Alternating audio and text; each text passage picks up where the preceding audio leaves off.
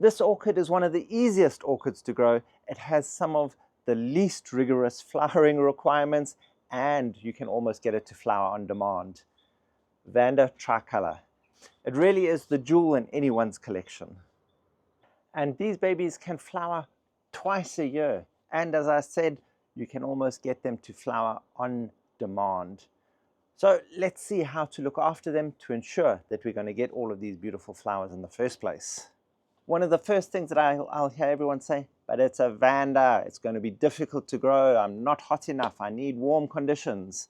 And here's where Vanda tricolor lives up to its true potential. Because you don't have to be clever to grow it. You don't have to be too clever for words. In fact, you don't even have to be three clever. And in fact, you don't even have to be like me with a brain that's so big that I don't need a 4 head, I need a 5 head. In fact, it's so big, I'm thick as a plank. No, but really these guys are easy to grow. They come from Indonesia, from Java, from Bali, from Lombok. And then we say, ooh, but those places are so warm and humid, they're in the tropics. But here again, we're lucky these guys are growing at altitude. They grow anywhere from between 600 meters above sea level up to about 1,600 meters above sea level.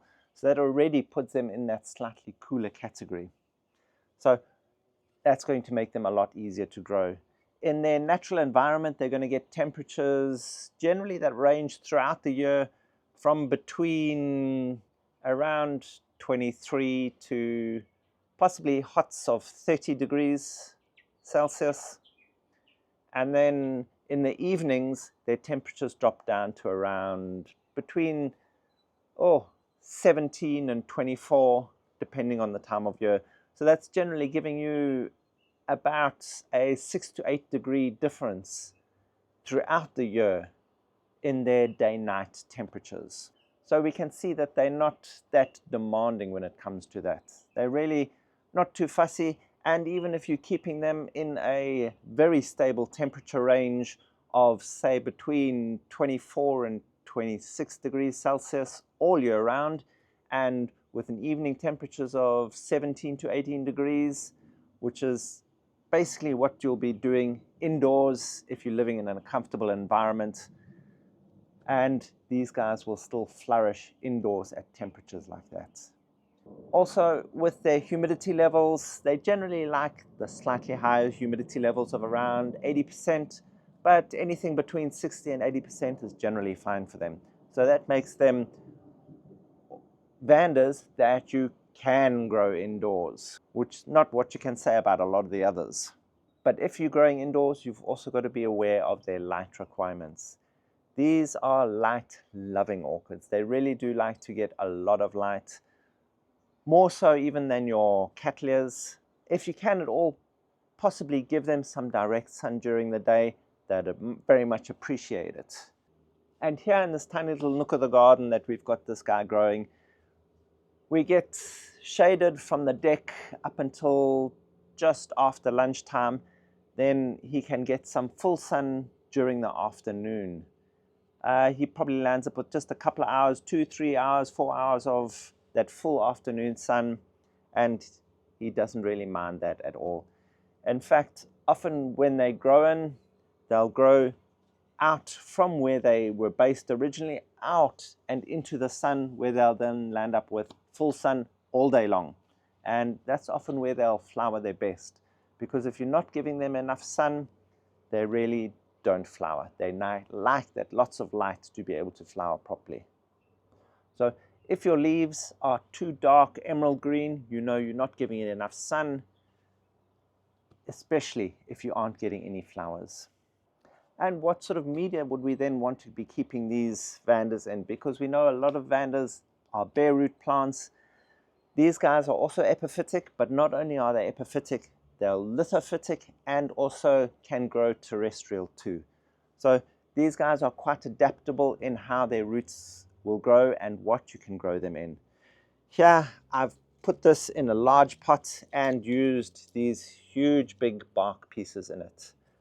But the reason I haven't taken this inside to show you is because it's rooted all the way through the pot and into the ground. So this is now settled in position, so I'm never going to be able to remove it.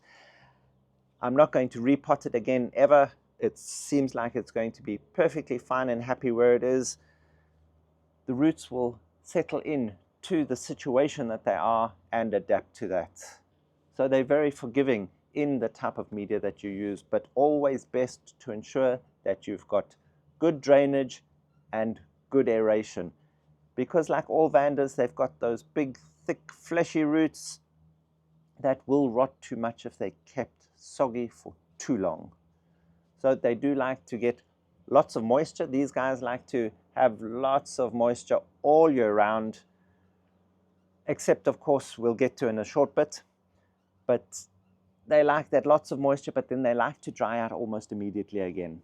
So they're used to getting that heavy rains and then a nice dry spell with lots of sun afterwards that then dries out those roots quite quickly again. So they don't want those roots to stay soggy, otherwise they will rot. And also with regards to all of this, the aeration, they like lots of good air movement. So that's going to help keep those roots dry and avoid any problems with fungi and things like that. So some good air movement, lots of sun, some reasonable humidity, and generally you've got a healthy plant as it is. But then how do we make sure that we're going to get this guy to flower? As I said, their requirements for flowering are not as severe as a lot of other orchids, because you can keep them in those constant temperatures throughout the year and still get some good flowering out of them if you are keeping those other conditions right. But to really get them to flower well, if you just drop those temperatures slightly during winter, you just give them a slightly cooler period and slightly drier. Because remember, the cooler it is, the less quickly water will evaporate and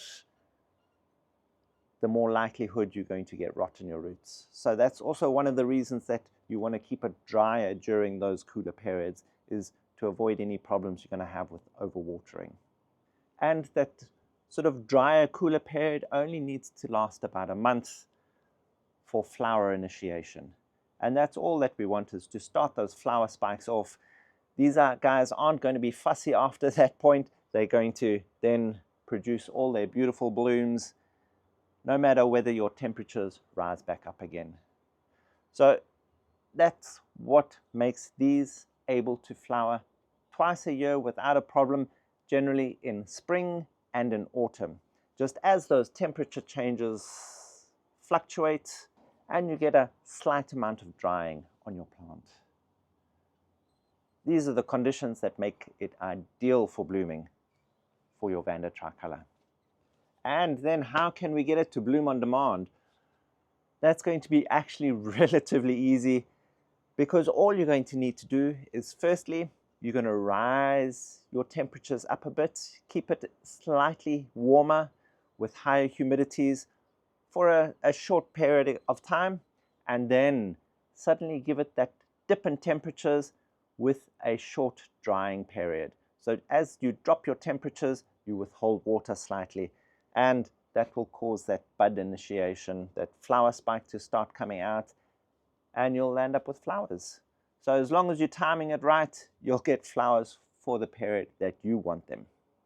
And these guys are relatively hardy plants. They're not terribly affected by too many problems, but then of course just remember, fungal diseases can attack your Vandas, especially things like Ganadia. So we want to ensure that we've got that good air movement and lots of light. That's generally enough to avoid those sorts of problems. And feeding your orchid, they like to be fed for most of the year. Of course, during that winter period, that 1 or possibly even 2 months where your temperatures start to cool and we're starting to get that bud initiation, you just withhold your feeding for that period, because your plant has slowed down on its growth. It's maturing out those sections that are going to flower. So just withhold your food for a month or 2 while it's preparing for that. Otherwise, feed it weekly during that growing season. especially during that spring and summer. They're actually quite vigorous growers, especially their roots. So if you can give them a high nitrogen feed during that period, they'll very much appreciate that too. But we just use an organic food all year round, except in that winter period, and they seem to be happy as Larry. So remember, if you're growing these indoors in pots or in hanging baskets or even just bare root, if you are keeping these bare root, remember you're going to have to spritz and spray those roots regularly, even if it is twice or 3 times a day, just to ensure that you're not dehydrating your plants. If you've got it in a media, even if it's things like large bark, charcoal, lava rock, any of those media are excellent because the large bark chunks are going to last a long time, and of course the inorganic media are going to last forever. So that way you don't have to worry too much about getting in and messing up with your roots too often. Also remember, they are quite large plants and they don't necessarily like to be moved around too much. They acclimatize themselves to their situation, and once you've got that going, it's best just to leave it where it is and let it carry on what it does best. So we went through light, watering, feeding, humidity, pests, and timing of blooming. I think that's it. So don't be scared of all Vandas. Just because they come from a tropical country doesn't mean you can't grow them. And if you want a go-to resource for all your orchid growing needs, Ed posts up a lot of articles in that Buy Me a Coffee link in the description box below. Be sure to go check that out.